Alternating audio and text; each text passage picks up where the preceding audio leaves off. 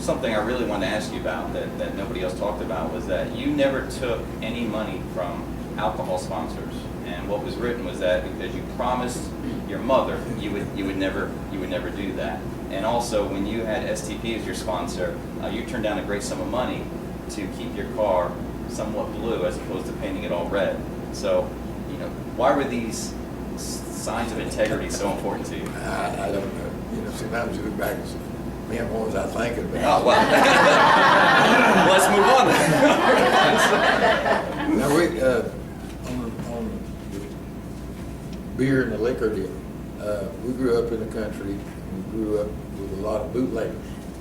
And my mother was just dead set against stuff like that. And I had some uncles that drunk a little bit, like Don't we all? So I guess I learned from a tender age that I didn't want any part of that. Plus, my mother said, "No way." Okay, she said, "If you don't get to raise, fine, but you're not going to take their money." And so, you just sort of just stayed away from that part. Made that choice and stuck with it. It's admirable. I guess you didn't have a choice. You just it was the way things that were supposed to be. That was your upbringing, and so you kind of followed that with it. Well, I got a few more minutes, but I really want to get this question in. I've done some minor charity work before for people that were in much need, and I have felt that enrichment afterwards. Of sometimes they give more to me than what I'm giving to them. How do you describe the fulfillment you receive from the children of your grandson Adam's Victory Junction? Well, the Victory Junction deal, for people that don't know about it, it's a camp for chronically and seriously ill kids that can't go to the church camp or to a regular camp. These kids come. In fact, they're there now. There's about 125 that would run through like 10 or 12 weeks a year in the summertime when they're all at school. And it's kind of a deal that for each kid we have a counselor. These kids come and they've never been away from their mother and daddy, or the doctor says you can't do this or you can't do that. No matter what the affliction is, the camp makes it work for them. And we got kids in wheelchairs and they take them in the swimming pool, or they go to a zip line, they go fishing, they ride horses. They do everything that all the kids, the regular kid could do. We make it work. And so the reason this came about was my grandson Adam had come down and went over here to Boggy Creek. There's a place over there, camp, and he thought it was great. And here's an 18, 19-year-old kid, and he come home and said, "Why can't we do something like that in North Carolina?" And before he was killed, he was out looking for some land. He went to the bank and tried to borrow money to buy some land to get things started, and then unfortunately we lost him. But then was to come back and said, "Well, this is something that Adam really was wanting to do. He would have eventually got it done." And so we just sort of dedicated the whole deal. We was fortunate we had a bunch of land up there, and we took about 85 or 90 acres over on the back side and said, "Okay, this is where we're going to start the camp."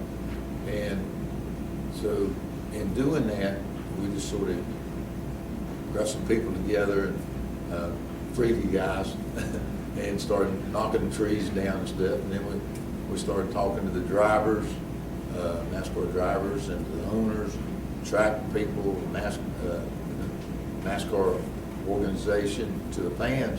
And the first thing we knew, we had enough money to do this. And it's really a neat deal to see these kids that's never been out, never been away from their family, come and do things on their own.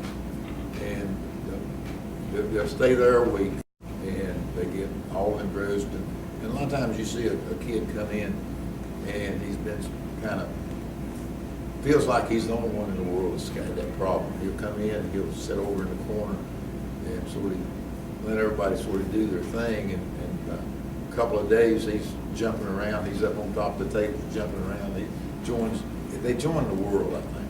It lets them know that they're capable of doing certain things. And think the biggest thing that I see the deal is that once they go home, then they become part of the society because they know they're not the only ones in the world like that there's other people out there, but they can do things on their own. No matter how handicapped, they can do something.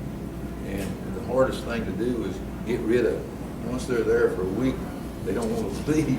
So our biggest deal is getting them out of there.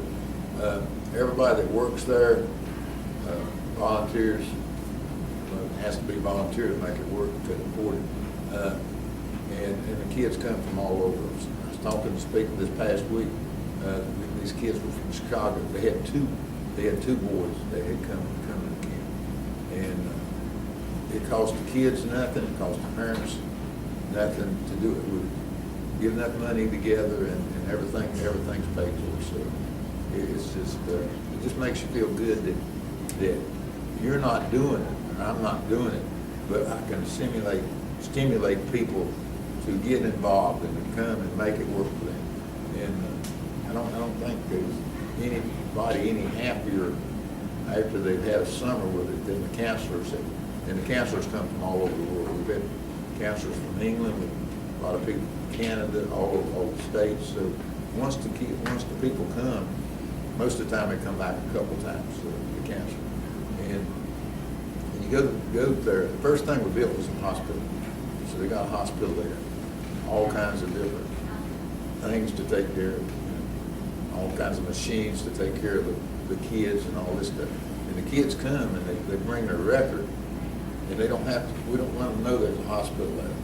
So if the kid has to take a pill or take a shot and he's out swimming, there's somebody goes and finds him for her. And so it's really a hospital to take care of those kids. And if we have cancer patients in it, then that week we have cancer doctors that volunteer, cancer nurses and stuff. They come in. So each affliction, we have specialists for that affliction that week. And it just like I say, everybody gets involved.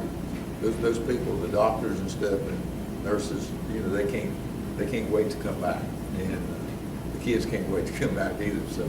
Sounds like I pressed a button on something that you're very passionate about, because you can talk all Greg, day. can I just mention something real quick? Just Yeah. so you guys know, I mean, the respect that the other drivers have for the petties is such that, like a driver like Jimmy Johnson, who's, maybe the only guy that has a chance to tie the King's record, Jimmy didn't write a check for $10,000. He built an entire bowling alley for these kids, and that's the kind of respect that they garner.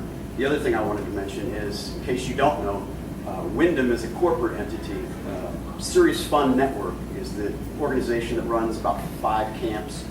Boggy Creek in Orlando is one of them, Victory Junction. That's one of our key charity partners. We have 3, and Serious Fun is one of them. And it's really because of our relationship with Richard and his family, and also Boggy Creek. So just want to make sure you know that. Well, there's a lot of people that can't wait to come see us. So just two more quick questions. Outside of cars and racing, okay, what other profession would you have pursued?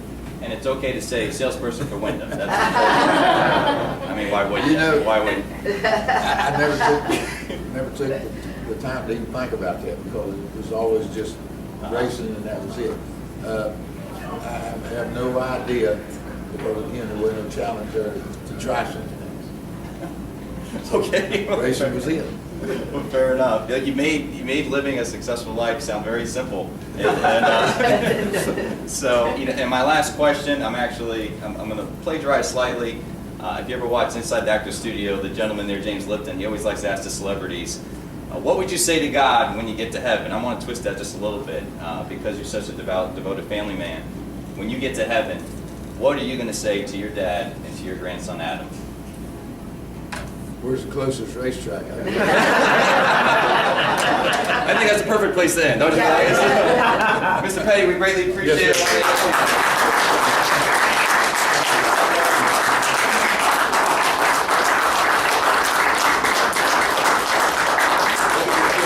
Go ahead and get some nourishment, and then we're going to bring in some of our guests and bring them. All right, everybody back to work now. Yeah.